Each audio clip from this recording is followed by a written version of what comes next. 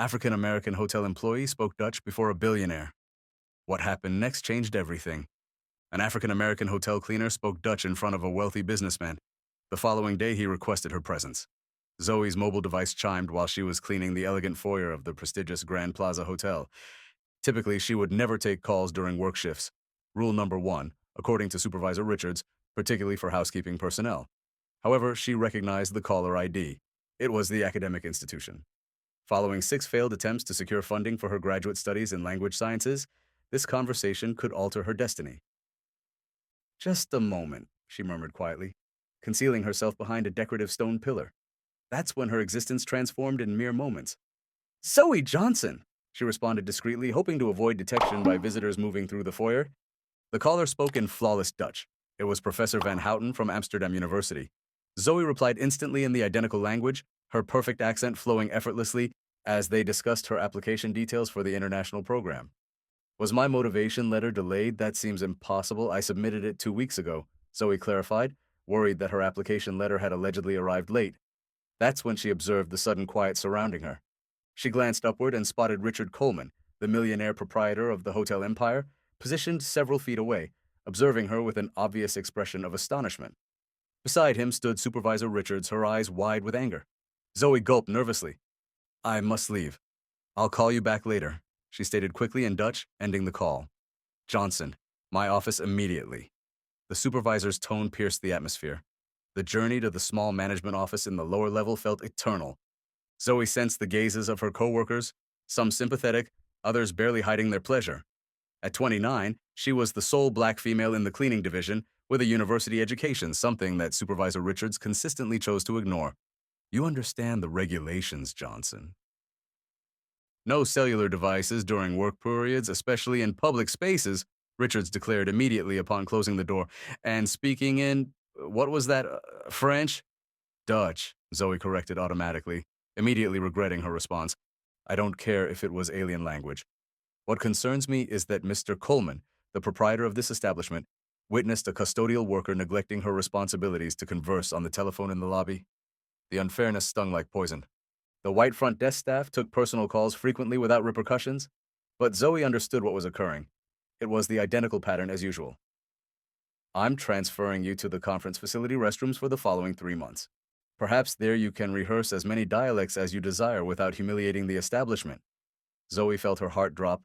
The conference facility meant extended cleaning shifts following corporate gatherings without additional compensation, and it was Richards's typical punishment for those who violated boundaries. You may leave, and be grateful you aren't being dismissed. That evening was among the most difficult. In her modest apartment shared with 2 fellow healthcare workers, Zoe wept silently, gazing at her language studies diploma and international certifications displayed on the deteriorating wall. 6 years of cleaning hotel chambers while attempting to save for graduate school, while submitting applications that never received responses after face-to-face interviews. The following morning, she arrived early, determined to demonstrate professionalism despite the unfairness. That's when the telephone at the reception desk rang. Zoe Johnson. Jennifer, the head receptionist, called out, Human Resources requires you immediately. The HR division was on the highest floor, adjacent to the executive suite's unexplored territory for custodial personnel. In the lift, she felt invisible as always, surrounded by executives discussing million-dollar acquisitions without acknowledging her presence. Johnson, the HR manager called as soon as she entered. Please be seated. Zoe sat rigidly, preparing for the worst. Termination, most probably. Mr. Coleman has requested a conference with you. Now. The proprietor's office was larger than her complete apartment. Richard Coleman, at 45, was renowned in the corporate world for transforming failing hotels into premium establishments, and now he was looking directly at her. Dutch, French, Italian, and Mandarin accurate? He inquired directly, examining an open file on the desk. Zoe blinked, bewildered. How did you? Your application? I requested HR for it immediately after hearing you yesterday. Bachelor's degree in linguistics from Georgetown, proficient in 6 languages, 2 of them Asian, and maintaining my hotel for 6 years. What Zoe was unaware of was that this encounter was no accident. What nobody in that hotel suspected was that behind that telephone conversation in Dutch lay a much larger narrative, an improbable connection that would not only transform Zoe's existence, but reveal a system of prejudice that for years had kept exceptional talent concealed behind cleaning supplies and maintenance equipment? If this account of workplace bias stirs your anger, follow along to discover how a simple telephone call in a foreign tongue would become the catalyst for a transformation that not even the most influential billionaire could have anticipated. For several seconds, the office remained completely quiet. Zoe stood motionless, her mind processing what she had just heard. Richard Coleman understood who she was, truly understood her, and not merely as an invisible female in a custodial uniform that everyone disregarded in the corridors. 6 years, Coleman repeated, closing the document and folding his arms. May I inquire why a Georgetown-educated linguist is maintaining my restrooms instead of working in international translations? Zoe inhaled deeply. I submitted 47 applications to the International Relations Division of this hotel. All disregarded. I attempted internal transfer 12 occasions. Always refused. By whom? Supervisor Richards and Mr. Whitmore, Operations Director. Coleman recorded the names without hesitation. Interesting. Whitmore continuously complains about the shortage of multilingual personnel for our international clientele. His eyes narrowed, particularly for Asian conferences. What Coleman didn't mention was that he had observed a troubling pattern. 3 months prior, he had employed a consulting company to discreetly investigate why his East Coast hotels had concerning turnover rates among qualified non-white staff. Zoe, I'll be direct. Tomorrow, a business conference with Dutch and Chinese corporate executives commences. I require someone who speaks both languages fluently and comprehends cultural subtleties. And you want me to clean their chambers? Zoe asked, unable to conceal her irony. Coleman smiled briefly. I want you to be our international relations coordinator for the occasion, temporarily. Salary $5,000 weekly, beginning today. Zoe nearly dropped her handbag. It was more than she earned in 3 months. Why me? There are hundreds of qualified applicants. Because I heard you speaking Dutch like a native, because you possess the qualifications I require, and because I suspect there's something very incorrect occurring in my corporation. An hour later, Zoe entered the elevator with a new identification badge and complete access to the hotel systems. On her route to HR to complete the documentation, she encountered Supervisor Richards. The shock on the woman's expression was invaluable. Johnson, what are you doing on this level without a uniform? Working, Ms. Richards, International Relations Coordinator at the direct request of Mr. Coleman. Richards visibly lost color. Impossible. You don't possess the qualifications to...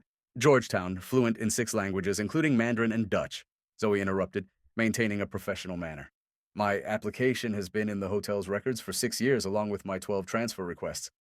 As the supervisor stuttered explanations, Zoe proceeded on her path. In the HR division, she discovered an unexpected supporter, Zoe Williams, a recently hired recruitment specialist who demonstrated genuine excitement. Zoe, finally. I reviewed your file when I began 3 months ago and couldn't comprehend why someone with your credentials was in housekeeping, Zoe confided as she processed her transfer. I attempted to speak with Whitmore, but he dismissed me immediately. That afternoon, as she prepared for the conference in the VIP chamber, Zoe observed something disturbing. The event materials contained inaccurate and inappropriate translations in Mandarin, which could cause serious diplomatic misunderstandings with the Chinese executives. She quickly fixed the mistakes, redesigning the welcome documents. How did you know they were incorrect? Asked Coleman, who had been quietly observing her work from the entrance. The previous translation used phrases that could be considered insulting in formal business Chinese, Zoe explained. Whoever created this understands the fundamentals of the language, but not the cultural nuances. Coleman nodded thoughtfully. Whitmore assured me he employed the finest translators. It cost a fortune. He employed someone without verifying their credentials, Zoe corrected, indicating a critical mistake in the translation of a partnership proposal. The following day, the conference commenced. Zoe moved among the international business executives with natural grace, switching seamlessly between Dutch and Mandarin, mediating discussions and facilitating connections that would typically require days to establish. During an intermission, she was approached by Whitmore, the operations director, a man who had never bothered to speak with her in 6 years. His smile didn't extend to his eyes. Miss Johnson, I'm amazed. Richards clearly underestimated your capabilities. Thank you, Mr. Whitmore. It's remarkable how my application listing proficiency in Mandarin was ignored, especially when the hotel invested $50,000 in inadequate translation services for this conference. Whitmore's smile became rigid. There must be some confusion. I never received. I obtained confirmation of receipt for every message over the past 6 years. Zoe interrupted calmly, including those alerting you to critical mistakes in the translations contracted for Asian occasions. What Zoe didn't reveal was that Zoe had provided her access to the translation contract documents. The business belonged to Whitmore's relative, who had no demonstrated experience in formal Mandarin, but charged expert fees. Worse, all previous translations contained similar mistakes that could have cost millions in lost revenue. On the third day of the conference, something unexpected occurred. One of the Dutch businessmen recognized Zoe. Wait, aren't you the student who authored that outstanding article on linguistic variation in international commerce published in the Journal of Applied Linguistics? Zoe confirmed, surprised to be acknowledged. I've referenced your work at 2 conferences? The man declared, calling colleagues over to meet her. Coleman observed from a distance, noticing how Whitmore appeared increasingly uncomfortable. What the director didn't realize was that while he smiled and conversed, Zoe was creating a network that would expose not just isolated errors, but an entire system of institutionalized prejudice and corruption that had kept talents like hers suppressed while inflated contracts were awarded to unqualified individuals. What nobody at the Grand Plaza Hotel realized was that the black custodial worker who answered a call in Dutch wasn't there by chance. Behind that seemingly simple department transfer, a strategy was developing that would not only change Zoe's life, but expose a system of discrimination that affected dozens of employees. The question was no longer whether she could prove what had occurred, but how devastating the truth would be when it emerged. On the morning of the fourth day of the conference, the Grand Plaza Hotel was filled with activity. Zoe's leadership had generated preliminary agreements that surpassed all projections. As she walked through the lobby, she noticed something troubling. Whitmore was escorting a young woman, clearly anxious, to the executive elevators. Miss Whitmore, your Mandarin translation is sufficient, he said in a measured tone. There's no cause for worry. Zoe recognized the surname immediately. The young woman was carrying a folder labeled Final Translation, Master Agreement. A brief look as she passed confirmed her suspicions. The same critical mistakes from before remained in the text. Mr. Coleman needs to see this, Zoe thought, rushing to the CEO's office. Coleman was examining documents when she entered, unannounced. Zoe? What's happening? Whitmore is substituting my correct translations with flawed versions created by his relative, Zoe explained, showing him screenshots on her device, and I have evidence that this has been occurring for years. Coleman stood up suddenly. Are you completely certain? I have everything documented. What's more, I discovered records of excessive payments to her translation business 3 times above market rate, while qualified applicants like me were systematically rejected. As they spoke, Zoe from HR rushed in. Mr. Coleman, sorry to interrupt, but I discovered something you need to see immediately, she said, handing him a folder. Employment records for the past 5 years. Consistent pattern of rejecting qualified non-white applicants, especially women. Coleman examined the documents, his expression hardening with each page. The external investigation had detected something, but this is systematic. At that moment, Whitmore entered the office without knocking, interrupting the discussion. Richard, the Dutch are prepared to sign, but they're inquiring about some inconsistencies in the translations. Johnson must have confused something. The silence that followed was freezing. Coleman walked slowly to the door and closed it. Thomas, I'm viewing payment records for $50,000 for incompetent translations, while we have qualified employees cleaning restrooms, Coleman said, his voice dangerously calm. Any explanation? Whitmore visibly paled. I don't understand what you're discussing. We employ the best.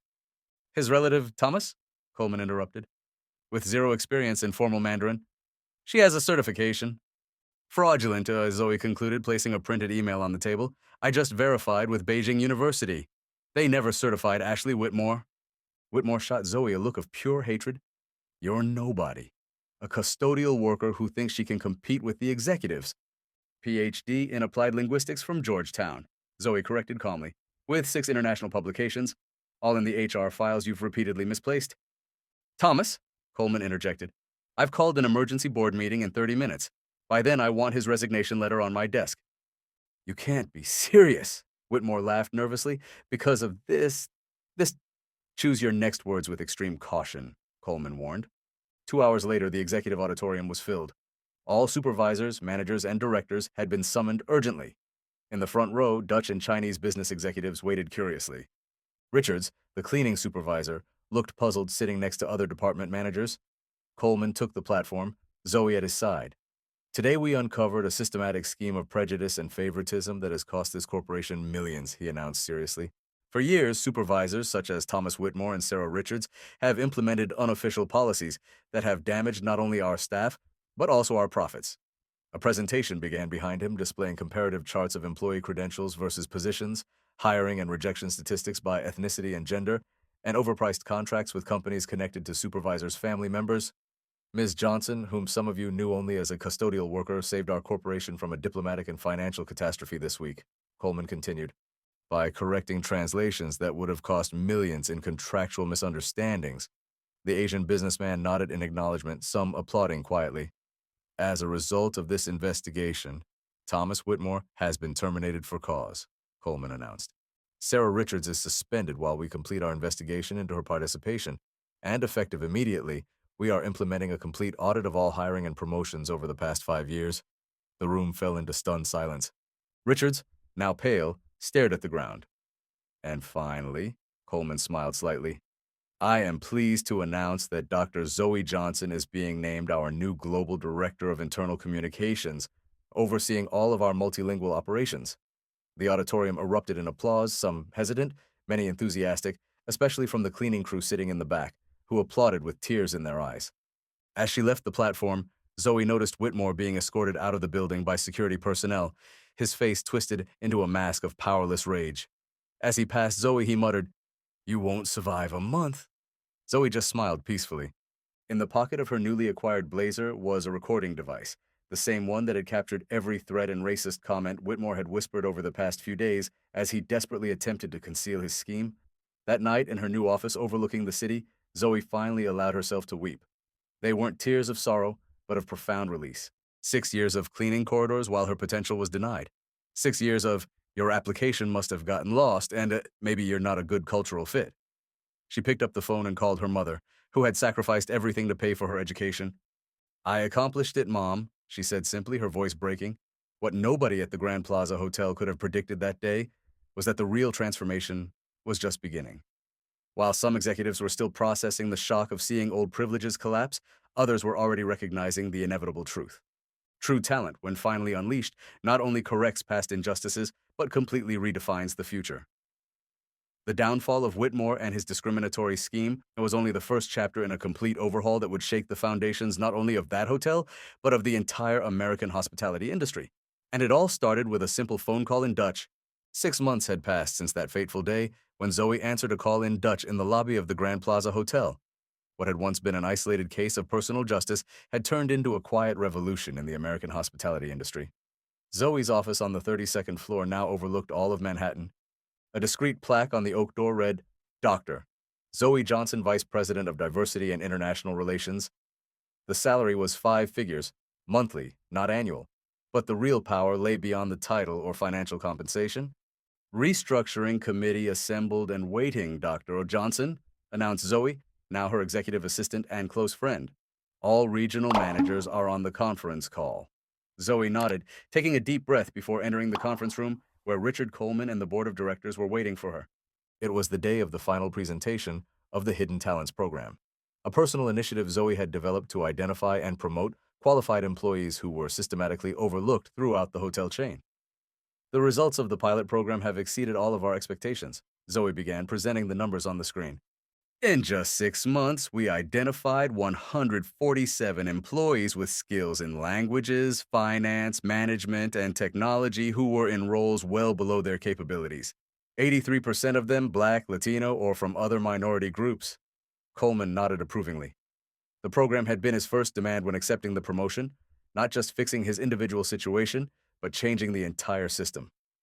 Most impressive, Zoe continued, is the financial impact. Outsourced translation costs are down 78%. International customer satisfaction is up 42%, and our diversity ratings are now at the top of the industry. All this while providing real opportunities to people who are already on our payroll. Across the country, Sarah Richards watched the conference broadcast from a small hotel in California.